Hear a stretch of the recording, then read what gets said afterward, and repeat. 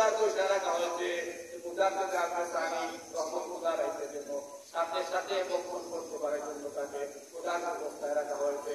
মুদার তো জানতে চানি রহমতুল্লাহ আলাইহিকে বাগের রাসার মধ্যে ডুবে দেওয়া হলো। বাঘ মানুষের রক্তর গ্রাণ যখন পাইল বাঘ তার মুদার তো জানতে চান রহমতুল্লাহ আলাইহিকে বক্ষণ করার জন্য খাওয়ার জন্য সে প্রস্তুত নিয়ে যখন দেখতেছে ওনার পা দিকে তাকাইয়া মুদারকে জানতে চান রহমতুল্লাহ পর্যন্ত যখন পা তাকাইল চেহারার দিকে তাকাইল আর তাকাইয়া চেহারা সুবারকের দিকে তাকাইল তাকানোর সাথে সাথে বাচ্চা পায়ের মধ্যে কুম্বল করতে লাগলো। সুবহানাল্লাহ। বাপ মুদারকে জানতে চান রহমতুল্লাহ চেহারা দেখে আর বাপ বক্তব্য করবে দূরের কথা পা মুদারকে জানতে চান রহমতুল্লাহ পা শুনতে লাগলো। সুবহানাল্লাহ। কারণ বনের পশুরা মুদাদ্দেদ আল-ফিসানি রহমাতুল্লাহ আলাইহিকে চিনেছে। মুদাদ্দেদ আল-ফিসানি আল্লাহ রাব্বুল আলামিনের একজন বড় মুদাদ্দেদ। মুদাদ্দেদ আল-ফিসানি রহমাতুল্লাহ আলাইহি আল্লাহর বড় একজন ওলি। এই জন্য মুদাদ্দেদ আল-ফিসানি রহমাতুল্লাহ আলাইহিকে বাঘ চিনেছে, যার জন্য বাঘে বক্ষণ করে নাই। ওইটা দেখে সম্রাট আকবরের মানুষে আরো ভয় পেয়ে গেল। নিশ্চয়ই তিনি একজন বড় ব্যক্তিত্ব, বড় আল্লাহওয়ালা মানুষ। সম্মানিত উপস্থিতি, আমি আপনাদেরকে এই ঘটনা এই জন্য বললাম, যারা অলিদের অবদান যারা স্বীকার করে, যারা বলে অলি নাই, যারা বলে মাজার নাই, যারা বলে আল্লাহ অলিদের উরুস নাই, এই সমস্ত মানুষরা ইতিহাস ভুলে গেছে। এই সমস্ত মানুষরা ইতিহাস এই জন্য ভুলে গেছে, ইতিহাস জানে না কিংবা ইতিহাস জানার পরও তারা বিশ্বাস করতে চায় না। আমার তো মনে হয় এদিক যেভাবে ইমাম হুসাইন রাদিয়াল্লাহু তাআলা শির মুবারক হাতে নিয়ে বলেছিল, হে ইমাম হুসাইন, তোমার নানা আমার পূর্বপুরুষদেরকে হত্যা করেছিলেন, তোমার নানা আমার পূর্বপুরুষদেরকে হত্যা করেছিলেন, তার নিরিখে তোমাকে হত্যা করে আমি আমার পূর্বপুরুষদেরকে হত্যা করার প্রতিশোধ দিলাম। ঠিক তেমনি ভাবে আমার মনে হয় ওই ঘটনা থেকে যারা মাজারে হামলা করতেছে, যারা মাজার ভাঙতেছে, যারা অলিয়া উলিদের বিরুদ্ধে কথা বলতেছে, আমার তো মনে হয় ওই সমস্ত ব্যক্তিরা বাবা শাহজালাল রহমতুল্লাহ আলাইহি, বাবা শাহজালাল রহমতুল্লাহ আলাইহি মানুষদেরকে হেদায়েতের পথে দিয়েছিলেন, মানুষদেরকে আল্লাহর পথ দেখিয়েছিলেন, মানুষদের ইসলাম প্রচার করেছিলেন, ইসলামের পথে মানুষদেরকে এনেছিলেন। আমার তো মনে হয় ওই সমস্ত ব্যক্তিরা গৌর গোবিন্দের অনুসারী, ওই সমস্ত ব্যক্তিরা গৌর গোবিন্দ তাদের উত্তরসূরি, তারা আল্লাহর ওলিদের মাজার, শাহজালালের মাজার, শাহপুরানের মাজারে হামলা করে গৌর গোবিন্দের সাথে আল্লাহর ওলি বাবা শাহজালাল রহমতুল্লাহ আলাইহির বিরুদ্ধে প্রতিশোধ দেওয়ার জন্য তারা মাজার হামলা করতেছে। কারণ মাজারে কিছু মাজারে গন্ডামি হয়, এটা সত্য। কিছু মাজারে গন্ডামি হয়, সেটাও সত্য। কিন্তু যারা গন্ডামি করে, যদি কোনো মানুষ গন্ডামি করে, তাদের বিরুদ্ধে আপনারা কথা বলুন, আমরাও তাদের বিরুদ্ধে কথা বলি। যারা মাজারে শরীয়ত বিরোধী কাজ করে, আমরাও তাদের বিরুদ্ধে কথা বলি।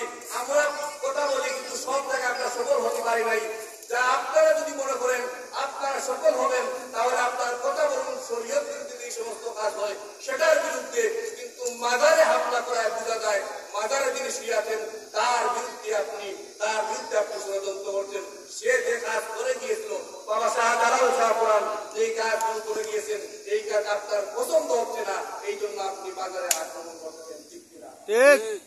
সম্মানিত মুসলমান উপস্থিতি, মাইক টাইম লাগার কারণে মাইকের খুব সমস্যা করে, কারণে কথা বলতে অসুবিধা হয়। যে আল্লাহর ওলিদের বিরুদ্ধে যারা কথা বলে, আপনি কি মনে করেন এই দুয়াইতে আল্লাহর ওলিদের বিরুদ্ধে কথা বলবেন যে আল্লাহ রাব্বুল আলামিন ইসলাম, এই শরীয়ত, এই বিধান, এই নমুনা তারা মানুষদেরকে আমাদেরকে শিক্ষা দিয়ে গেছেন। শাহজালাল রহমতুল্লাহ আসার কারণে, নাসিরউদ্দিন সিবাসা রহমতুল্লাহ আসার কারণে, 360 আউলিয়া আসার কারণে আমরা শ্রেষ্ঠ সারা বাংলাদেশের মানুষ মুসলমান হলাম। আমরা তাদের শুকরিয়া আদায় করব, তাদের কৃতজ্ঞতা প্রকাশ করব। আরে বেটা, তোমরা যারা তাদের বিরুদ্ধে কথা বলো, শুনে রেখো, যদি বাবা শাহজালালকে স্বীকার করো, শাহজালালকে ওলি হিসেবে না মানো, আল্লাহর কাজ বান্দা হিসেবে না মানো, তোমার মুসলমান তো ঠিক থাকবে না। ঠিক কিনা?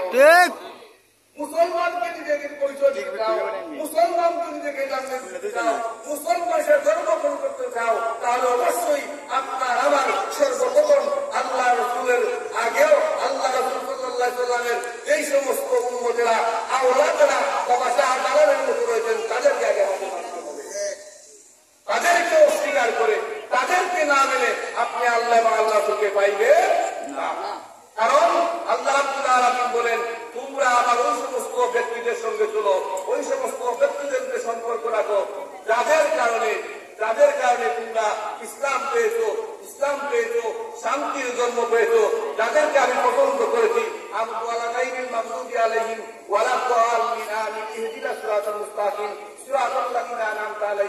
এই সমস্ত ব্যক্তিরা আল্লাহর পথে চলে গেছেন, এই সমস্ত ব্যক্তিরা আল্লাহর পথ দেখিয়ে গেছেন, ওই সমস্ত ব্যক্তিদের সঙ্গে আমাদেরকে আল্লাহ রাব্বুল আলামিন চলার কথা বলেছেন। আমরা কোন সাধারণ ব্যক্তি, আমরা কোন সাধারণ মৌলবীদের কোথায় চলি না, আমরা ওই সমস্ত ব্যক্তিদের কোথায় চলি যিনি মুজাদ্দিদ আল-বেসানি রহমাতুল্লাহ আলাইহি ধারাবাহিক বংশধর আবেদ শাহ আল-মাদানী রহমাতুল্লাহ আলাইহি এদেশে সুন্নিয়ত প্রচার করেছেন, ইসলাম প্রচার করেছেন। আমরা ওই আবেদ শাহ আল-মাদানী রহমাতুল্লাহ আলাইহি উত্তরসূরি শিক্ষিত